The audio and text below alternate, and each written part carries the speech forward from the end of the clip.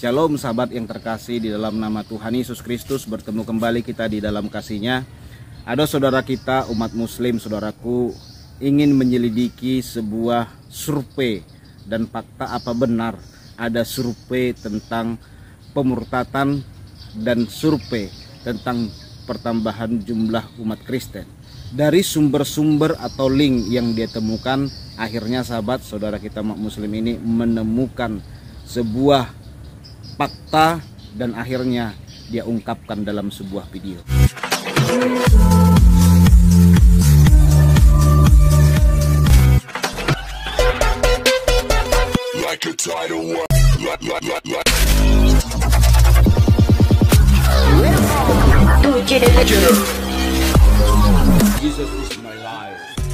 Pikir ada nggak ya penelitian di Indonesia yang menyebutkan bahwa umat Kristen itu laju pertumbuhannya lebih cepat? Ternyata ada.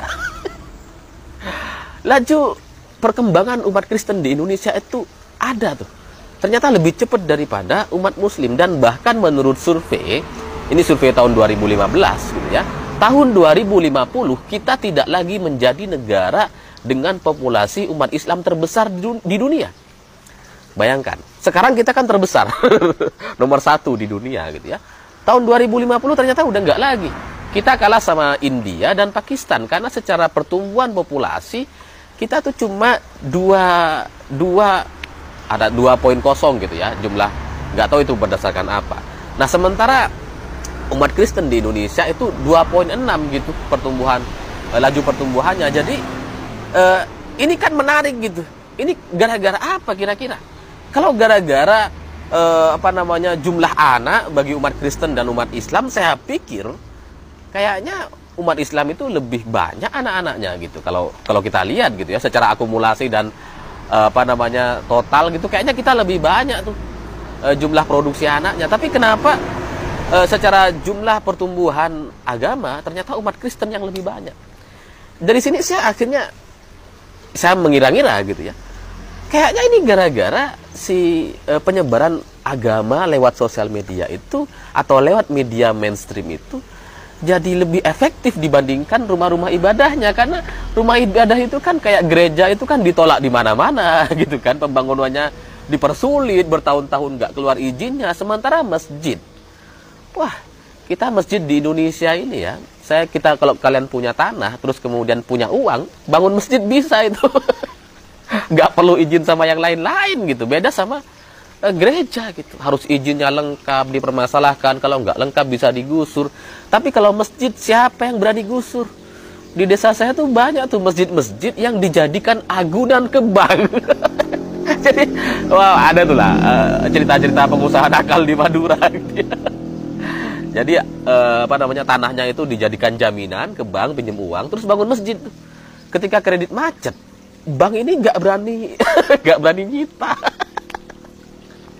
Jadi meskipun laju pertumbuhan jumlah gereja di Indonesia itu nggak pesat, nggak banyak, jauh lebih banyak masjid yang kalau tiap kita jalan itu selalu ada orang minta amal untuk bangun masjid gitu ya.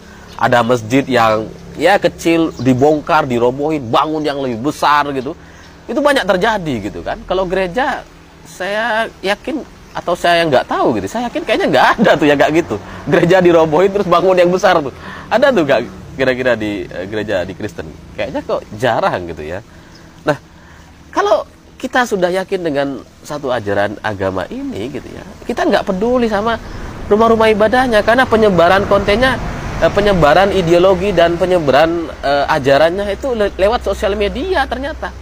Jadi dalam kesimpulan saya ya, kalau kita khawatir dengan jumlah penduduk Muslim di Indonesia yang terus kalah saing dengan umat Kristen gitu ya, menurut saya bukan rumah gerejanya yang kita kita tolak, tapi ajaran kita lah yang harus diperbaiki. Atau kalau kita mau ngelarang gitu ya, ya sudah, kita minta aja kepada YouTube untuk semua pendeta, pemuka agama yang non Muslim gitu ya, yang di luar Islam di Indonesia itu tutup aja semua tuh channel-channel YouTube-nya gitu. Ada tuh teman-teman saya yang pendeta tuh nanti protes, enggak, ini cuma kalau gitu ya. Kira-kira Bisa nggak itu dilakukan gitu? Karena ternyata sosial media itu jauh-jauh lebih berbahaya, lebih cepat penyebarannya dibandingkan si rumah-rumah ibadah ini gitu. Nah sahabat yang terkasih, apa yang dikatakan abang ini ada benarnya sahabat. Karena hal ini juga yang pernah saya katakan. Orang keluar dari agama Islam itu bukan karena dirayu-rayu oleh orang Kristen. Namun pada hakikatnya saya sering menemukan sahabat, mereka tersandung sendiri dengan ulama. Contoh, ketika adanya penutupan gereja, orang ibadah di rumah itu diseruduk gitu ya. Banyak orang muslim itu justru memilih keluar dari agama Islam. Ketika gereja dipersekusi ataupun dibom, banyak umat muslim malu punya agama yang sama dengan orang yang mempersekusi gereja itu. Jadi hal-hal begitu sahabat sering kita temukan. Bahkan apa yang dikatakan abang ini itu adalah sebuah kenyataan. Dan hal seperti ini juga terjadi di Timur Tengah. Bagaimana di sana perang agama, perang saudara, sehingga mereka banyak yang pergi keluar dari daerah itu, pergi ke Eropa dan Amerika. Sampai di sana mereka memilih murtad. Jadi hal-hal seperti ini sering, bahkan videonya pernah saya upload ya, bagaimana pernyataan seorang ulama asal Amerika, ulama yang sangat dihormati. Dia berkata sahabat, bahwa hampir 90% imigran muslim dari Timur Tengah di Amerika dan di Eropa itu banyak yang akhirnya murtad. Padahal waktu di negaranya di Timur Tengah, kata ulama yang terkenal di Amerika ini, mereka itu adalah penghafal Al-Quran, orang ahli-ahli agama. Tetapi oleh karena seringnya ada perang agama, perang saudara, mereka mengungsi. Dan ketika mereka berada di negara Eropa dan Amerika ini, mereka memilih murtad. Hanya sebagian orang saja yang tetap bertahan sahabat dengan agama Islam. Jadi selama mereka sering melakukan penutupan gereja, melakukan ketidakadilan gitu ya. Contohlah kalau menghina Kristen ya kayak Yahya Waloni 5 bulan. Nah kalau menjawab hinaan Kristen 10 tahun.